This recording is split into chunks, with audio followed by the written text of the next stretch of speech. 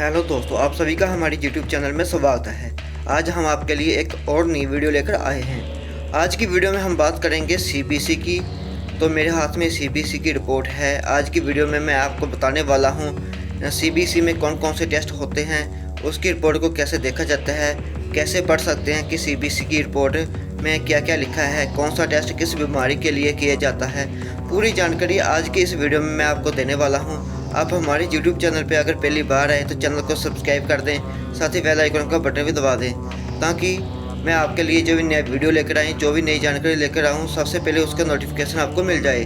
तो चलो वीडियो शुरू करते हैं और जानते हैं CBC की रिपोर्ट कैसे पढ़ी जाती है। तो सबसे पहले हम जानते हैं CBC का सैंपल कैसे लिया जाता है। तो इस प्रकार से पहले बाजू के ऊपर पट्टी बांध दी जाती है। पट्टी बांधने के बाद फिर आपका सैंपल लिया जाता है। तो उसके लिए आपको एक सिरिंज लगानी पड़ती है। सिरिंज लगाने के बाद आपका ब्लड EDTA ट्यूब में लिया जाता है। पिंक कलर की जो ट्यूब होती है उसके अंदर जो आपका सैंपल लिया जाता है। तो जहाँ पे आपको पिंक कलर की ट्यूब दिखाई दे रही होगी, नीचे पड़ी हुई है, तो उसके अंदर जो सैंपल है वो लिया जाता है। तो उसके बाद उसको मिक्स किया जाता है। मिक्स करने के बाद उसका टेस्ट किया जाता है। तो जहाँ पे मैं आपको दिखाऊंगा मिक्स कैसे करना है। तो सबसे पहले आप देखिए कि सैंपल कैसे लेना है। तो ये देखिए, इस प्रकार से सैंपल लिया जाता है।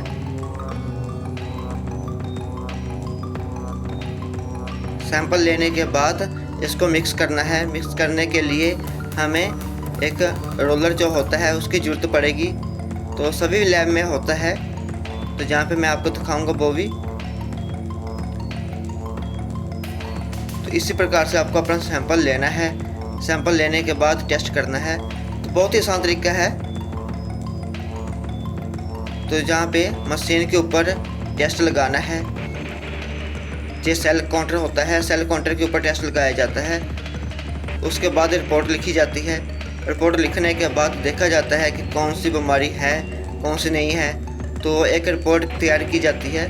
तो जहाँ पे मैं आपको रिपोर्ट दिखाने वाला हूँ, मेरे पास ये वाली रिपोर्ट है।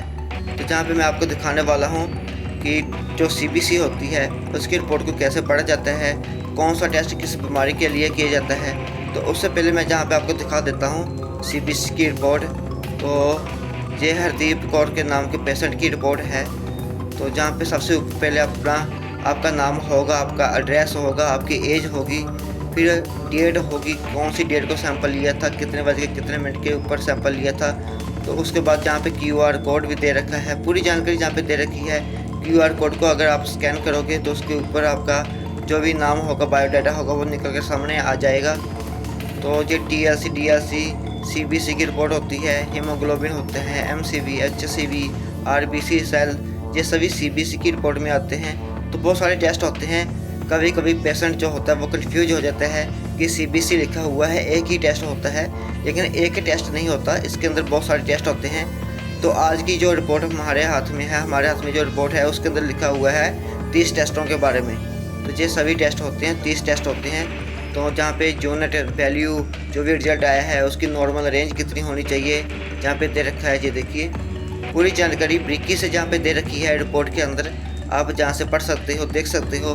तो जहाँ पे सबसे पहले WBC, जिसको हम TLC बोलते हैं, वो टेस्ट दे रखा है। तो आज की इस रिपोर्ट में वो 8000 से 100 आया है। तो 4000 से लेकर 10,000 के बीच बीच होना चाहिए। उसके बाद आता है न्यूट्रोफिल्स, ये DLC होता है, टेस्ट न्यूट्रोफिल लिम्फोसाइट्स ये DLC रिपोर्ट में आते हैं। तो उसके बाद ये परसेंटेज होती है उनकी। तो काफ़ी इंपॉर्टेंट टेस्ट होते हैं, आपको करवाने चाहिए ये।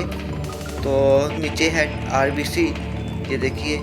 तो साथ में दे रखा है कितना आया है, कितना रिजल्ट कम है, कितना ज़्यादा है, पूरी जानकारी जहाँ पे साथ साथ दे रखी है। इसकी नॉर्मल रेंज के बारे में बताया हुआ है। ये 4.0 आया था रिजल्ट। तो जहाँ पे पूरी ब्रीकी से बता रखा है, ये देखिए नीचे परसेंटेज दे रखी है एक एक करके। जहाँ पे हीमोग्लोबिन के बारे में बता रखा है, HB जिसको हम बोलते हैं, 11.1 आया है। तो 12 से लेकर 15 के बीच बीच होना चाहिए। लड़कियों के अंदर आज की डेट में बात करें तो 10 प्लस होना चाहिए, कम से कम 10 ग्राम तो खून होना चाहिए। तो इस प्रकार से ये PC भी होता है, MC भी होता है, MCH होता है, MCHC होता है। तो इस प्रकार से ये टेस्ट किए जाते हैं। नीचे आए तो प्लेटलेट काउंट होता है, जो जिसको हम ब्लड सेल बोलते हैं, दिमाग के सेल बोलते हैं। तो प्लेटलेट होता है, ये कम हो जाए तो आपको डेंगू की प्रॉब्लम हो सकती है। तो इसी प्रकार से ये टेस्ट किए जाते हैं। एक एक टेस्ट जो होता है वो काफ़ी इंपॉर्टेंट होता है इसके अंदर। तो सभी टेस्ट आपको करवाने चाहिए। तो बहुत ही सस्ता हो जाता है, 300 रुपये से लेकर लगभग 450-500 रुपये के बीच बीच ये CBC हो जाता है, अलग अलग सिटी के हिसाब से। तो जहाँ पे ESR के बारे में भी दे रखा है, 25 आया है।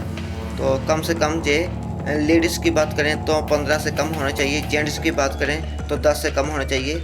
तो 15 से कम आपका होना चाहिए टोटल मिलाकर बात की जाए तो इसी प्रकार से ये रिपोर्ट तैयार होती है।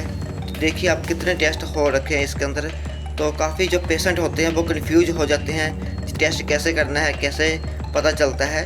तो काफ़ी ज़्यादा सोचते हैं जब पैसे लगते हैं। तो हम आपको जहाँ पे यही बताने वाले थे कि इस टेस्ट के अंदर CBC के अंदर कम से कम 30 टेस्ट होते हैं। तो सबसे पहले बात करते हैं WBC टेस्ट। तो ये टेस्ट क्यों किया जाता है? ये इन्फेक्शन के लिए किया जाता है, इम्यूनिटी सिस्टम के बारे में बताता है। अगर आपका इम्यूनिटी कमज़ोर होगा उसके बारे में बताएगा। अगर TLC कम हो गया, 4,000 से कम हो जाए तो आपका इम्यूनिटी जो इन्फेक्शन है, आपका इम्यूनिटी कमज़ोर हो जाएगा, आपको इन्फेक्शन हो जाएगा। अगर ज़्यादा हो जाए तो बैक्टीरियल इन्फेक्शन, सूजन कहीं ना कहीं शरीर में होगा, तो उसके बारे में बताता है। उसके बारे में बाद आता है DLC। तो ये अलग अलग पार्ट्स होते हैं। उसके बाद आता है RBC जो टेस्ट होता है वो बॉडी के अंदर जो ऑक्सीजन लेने की मात्रा होती है उसके बारे में बताता है कि जो भी हमारे शरीर में हम ऑक्सीजन लेते हैं तो वो RBC हमें बताता है कि आपका ऑक्सीजन लेवल सही है या कम है। अगर कम हो जाए तो आपको अनीमिया, कमजोरी हो सकती है। अगर ज़्यादा हो जाए तो आपके फेफड़ों में इन्फेक्शन हो सकती है, आपको ऑक्सीजन की कमी हो सकती है। उसके बाद आ जाता है HB, हीमोग्लोबिन होता है, खून की कमी के बारे में बताता है। अगर खून की कमी हो जाए तो आपको अनीमिया हो सकता है, थकान महसूस हो सकती है, आपका शरीर जो है वीकनेस लगेगा, आपको कमज़ोर लगेगा आपका शरीर। तो ज़्यादा हो जाए तो आपको ब्लड प्रेशर की कमी हो सकती है, हाई ब्लड प्रेशर जो होता है वो उसकी कमी भी हो सकती है। तो काफ़ी कुछ सीखने को जहाँ पे आपको मिल जाए। PCV होता है, PCV जो RBC की मात्रा को पता लगाने के लिए किया जाता है। ये भी अनीमिया का टेस्ट होता है। उसके बाद MCV होता है, MCV RBC का औसत साइज पता करता है। आयरन की कमी के लिए किया जाता है MCV। तो अगर कम हो जाए या ज़्यादा हो जाए तो आपको विटामिन B12, फोलिक एसिड की कमी हो सकती है। तो MCH जो टेस्ट होता है वो एक RBC में जो हीमोग्लोबिन की मात्रा है उसको देखने के लिए किया जाता है। तो इसकी कमी हो जाए तो आपको आयरन की कमी होगी, अनीमिया की प्रॉब्लम हो जाएगी। अगर ज़्यादा हो जाए तो भी आपको अनीमिया की प्रॉब्लम हो जाएगी। तो आगे होता है MCHC। ये टेस्ट भी RBC में जो हीमोग्लोबिन की मात्रा है उसको नापता है। तो इसका भी सेम ही साइड इफेक्ट होता है। कम हो जाए तो आयरन की कमी हो जाएगी, ज़्यादा हो जाए तो आयरन और जो आपका ब्लड है उसकी इन्फेक्शन हो जाएगी आपको। उसके बाद आता है प्लेटलेट काउंट, जो सेल बोलते हैं जिसको। तो इसकी जो कमी हो जाए तो ये होता है टेस्ट ज़्यादातर खून को जमाने के लिए किया जाता है, उसकी क्षमता के लिए रखा जाता है ये। तो ये ब्लड क्लॉटिंग के लिए होता है। अगर इसकी कमी हो जाए तो आपकी ब्लीडिंग को खतरा हो सकता है, आपकी ब्लीडिंग बंद नहीं होगी, आपका खून जल्दी बंद नहीं होगा, उसके लिए किया जाता है। अगर ज़्यादा हो जाए तो आपका हार्ट ब्लॉकेज भी हो सकता है। और उसके बाद इसके लिए अगर किसी को सेल की कमी हो जाए तो डेंगू की प्रॉब्लम भी हो सकती है, उसके लिए भी ये टेस्ट किया जाता है। तो इस प्रकार से ये टेस्ट किए जाते हैं। अगर ESR की बात करें तो ESR जो होता है बॉडी की सूजन के बारे में बताता है, इन्फेक्शन के बारे में बताता है। कोई भी अगर कोई किसी बड़ी बीमारी का पता करना हो तो सबसे पहले यही टेस्ट किया जाता है। जैसे कैंसर हो गया, TB हो गया, हर्निया होगा, गदूदा हो गया, सभी के लिए सबसे पहले यही टेस्ट किया जाता है। इसी टेस्ट के ज़रिए पता किया जाता है कि आपको कोई प्रॉब्लम है या नहीं है। तो अगर ये कम हो जाए तो आपको कोई ज़्यादा कोई प्रॉब्लम नहीं होगी। अगर ज़्यादा हो जाए TB इन्फेक्शन हो सकती है, बॉडी में सूजन हो सकती है। तो सबसे ज़रूरी बात यह है कि इस बीमारी के लिए आपको सबसे पहले यही टेस्ट करवाना पड़ेगा। TB के लिए मैं बोल रहा हूँ, सबसे पहले आपको यही टेस्ट करवाना पड़ेगा। उसके बाद ही आपको बड़ी बीमारी के लिए, आप बड़े टेस्टों के लिए आगे जाना पड़ेगा। तो सबसे पहले आपको यही टेस्ट करवाना पड़ेगा TB के लिए, कैंसर के लिए। सिर्फ आपको ESR टेस्ट ही करवाना पड़ेगा। तो ये थे ESR टेस्ट के लिए जो भी हमने पैरामीटर लगाए थे उसके बारे में जानकारी। तो टोटल मिलाकर देखा जाए तो ये जो CBC होता है वो इन्फेक्शन के लिए, अनीमिया के लिए, सूजन के लिए, ब्लड प्रेशर के लिए, इम्यूनिटी सिस्टम के लिए, तो कैंसर के लिए, TB के लिए ये टेस्ट किए जाते हैं। तो आज की वीडियो में बस इतना ही। अगली वीडियो में हम आपको एक और नई जानकारी देंगे। अगर आपको वीडियो पसंद आया हो तो वीडियो को लाइक कर दें। अगर बोलने में कोई स्पेलिंग गलत बोल दिया हो तो उसके लिए मैं माफ़ी चाहता हूँ, क्योंकि वीडियो बहुत लंबा है तो बोलते समय कोई ना कोई स्पेलिंग मिस्टेक हो जाता है। इसके लिए मैं आपसे माफ़ी मांगता हूँ। तो वीडियो लाइक कर दें, चैनल को सब्सक्राइब कर दें, साथ ही बेल आइकन का बटन भी दबा दें, ताकि मैं आपके लिए जो भी नया वीडियो लेकर आऊँ, जो भी नई जानकारी लेकर आऊँ, सबसे पहले उसका नोटिफिकेशन आपको मिल जाए। तो चलो वीडियो को यहाँ पे ख़त्म करते हैं।